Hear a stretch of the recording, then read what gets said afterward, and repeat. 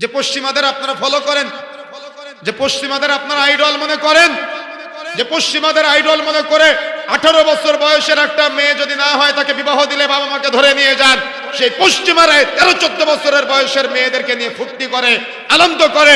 তাদের পেটে যখন বাচ্চা 4-5 মাস বয়স হয়, ওই বাচ্চাকে পেট থেকে বের করে ওরা জুস বানায় খায়। আর আপনি ওই পশ্চিমাদের ফলো করতেছেন। আজকে 13-14 বছর বয়সের মেয়েদের যে ঋতু হয়, যখন ঋতু শুরু হয়, এই ঋতুর রক্ত নিয়ে তারা হোলি খেলার আয়োজন করে।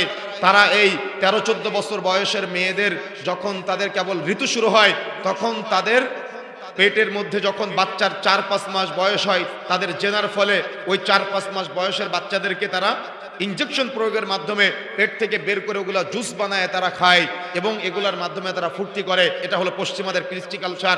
নতুন এক ফিতনা অ্যাবস্টেইন নামে শুনেছেন হয়তো আপনারা। পশ্চিমাদের মুখোশ খুলে গিয়েছে। আজকে আমাদের সমাজে 18 বছর না হলে মেয়েদের বিবাহ দিলে ধরে নিয়ে যায়, দেখেছেন না? বাবা মাকে ধরে নিয়ে যায়, জামাইকে ধরে নিয়ে যায়, মেয়েকে ধরে নিয়ে যায়। অথচ যারা বিশ্বের নামি দামি ব্যক্তি, বিশ্বের আপনার বড় বড় আইডল, বিশ্বের বড় বড় দেশের বড় বড় রাজা বাদশারা, তারা আজকে 14 বছর, 15 বছর, 13 বছর মেয়েদের নিয়ে হোলি খেলার আয়োজন করে, তাদের রক্ত দিয়ে শরবত বানায় খায়। নতুন আপনারা হয়তো 2-1 দিন যাবত অনলাইনে যারা আছেন হয়তো দেখবেন, বা পত্র পত্রিকা যারা ব্যবহার করেন দেখেছেন। তার মানে পশ্চিমাদের মুখে চুনকালি। যে পশ্চিমাদের আপনারা ফলো করেন, যে পশ্চিমাদের আপনারা আইডল মনে করেন, যে পশ্চিমাদের আইডল মনে করে 18 বছর বয়সের একটা মেয়ে যদি না হয় তাকে বিবাহ দিলে বাবা মাকে ধরে নিয়ে যান, সেই পশ্চিমারা 13-14 বছরের বয়সের মেয়েদেরকে নিয়ে ফুর্তি করে, আনন্দ করে।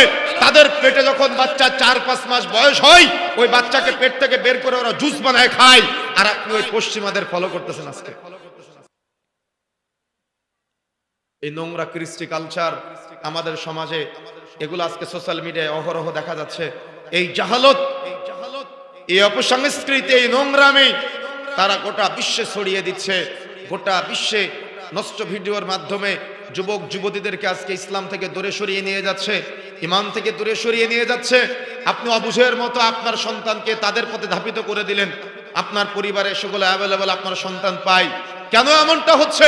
আপনি নিজেও তাওহীদে বিশ্বাসী না, আপনার সন্তানকে আপনি তাওহীদের শিক্ষা দিতে আমি দেখি নাই। আমি কোনদিন দেখি নাই যে আপনি আপনার সন্তানকে লুকমান হাকিমের মতো বলেছিলেন, ইয়া বুনাইয়া লা তুশরিক বিল্লাহ, বৎস তুমি আল্লাহর সাথে কাউকে শরীক স্থাপন করো না। বলেন তো 50 বছর বয়স, 4টা ছেলে মেয়ে, আপনার কোনদিন সন্তানকে বলেছেন যে বৎস তুমি আল্লাহর সাথে শরীক করো না?